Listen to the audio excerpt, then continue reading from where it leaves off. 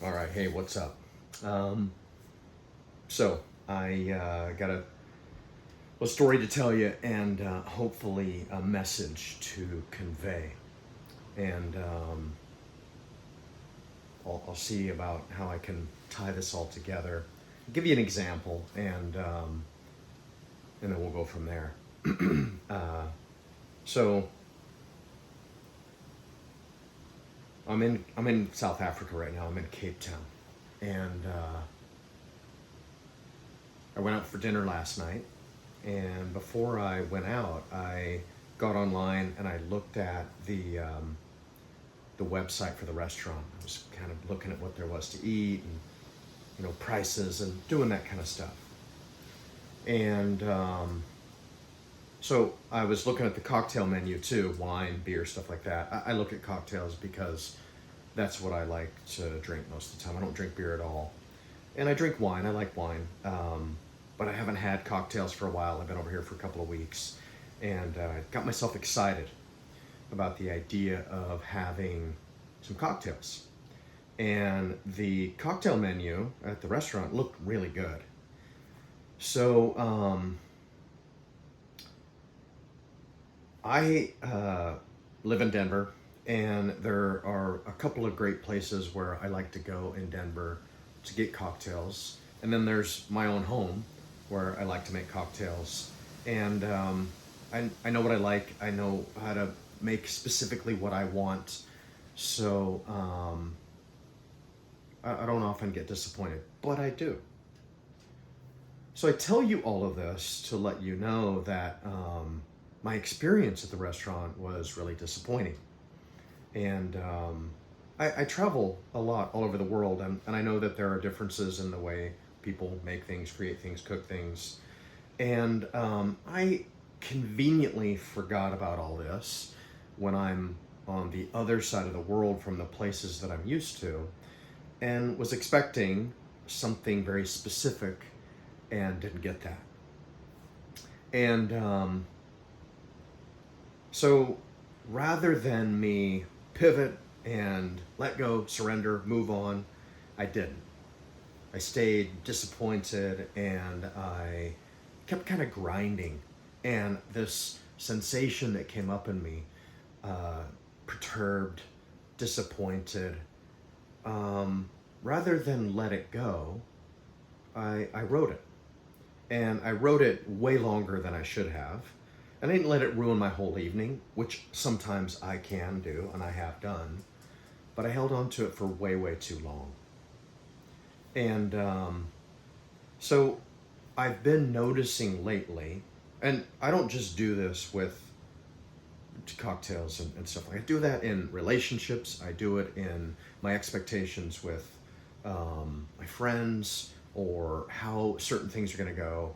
I set expectations, and then when I don't get what I'm looking to get, I don't let go and I don't pivot soon enough. And there's a fine line in terms of asserting myself and standing up for myself and asking for what I need. And when I don't, noticing that, cool, it's time to move on, and then letting go.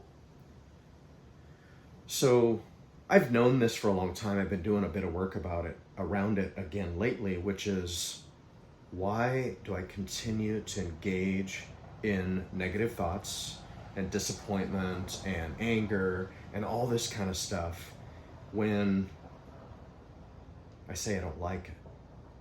And I say that because what I'm recognizing is I do like it. There must be something about it that's attractive or engaging, or that I have some purpose of, because I keep bringing it into my life. And what I'm offering is that you do too, and that we all do this. I say that I don't like it, but then I bring it into my life over and over and over and over. And I've even been recognizing lately, so I meditate every day, and I've known this for a while, and I've been noticing for the last year or so that almost without fail, I relax, I chill, I kind of start getting into my whole meditative deal, and in come these invasive negative thoughts that then have a corresponding negative sensation that I experience in my body, and then I don't let it go. And here's the deal.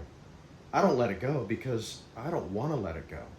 And I don't want to let it go because I brought it to myself in the first place. So what I've begun to do is to recognize, oh, cool, I get off on this. I like this. I'm doing this. And allow myself to sit with it. And then it magically has been shifting and been going away. So I'm big on yang, shadow, that whole stuff.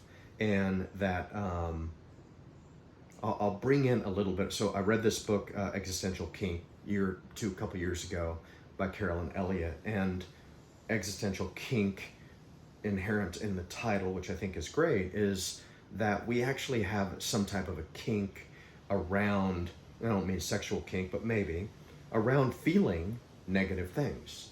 There's this kind of, perverted, weird, off part of us that likes to feel things that are negative. And then to complicate it, we don't like that about ourselves, or we don't allow ourselves to do that. And then it makes it even more conflated and weird, and makes it more dysfunctional. So here's the deal too. I think it also helps because it confirms for us that I think negative things about myself, and then I create a negative life experience for myself, and then I feel congruent.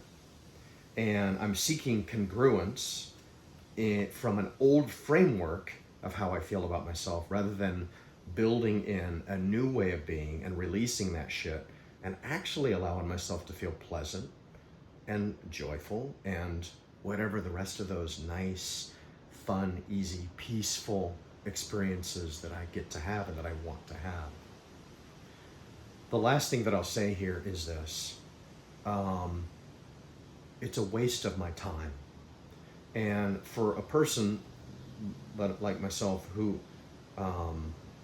preaches about using time wisely, I'm not doing that. I'm not using my time wisely when I waste my own time living in a negative experience when I have an option to have a better experience and I'm not choosing it.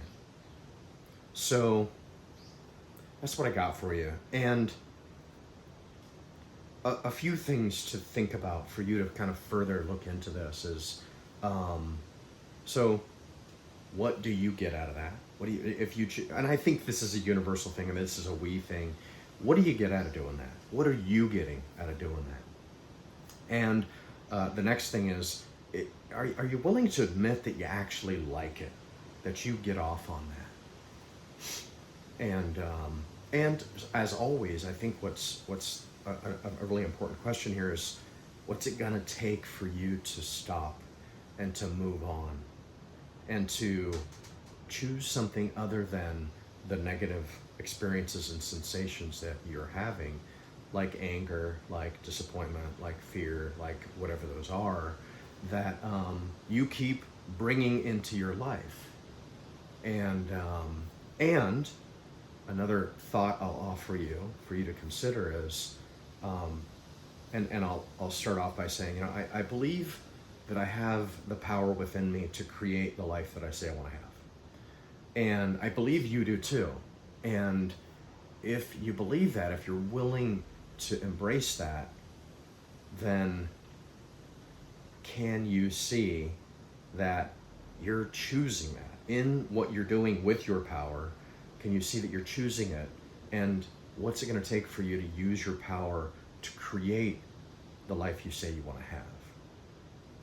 So that's what I got for you. Thank you.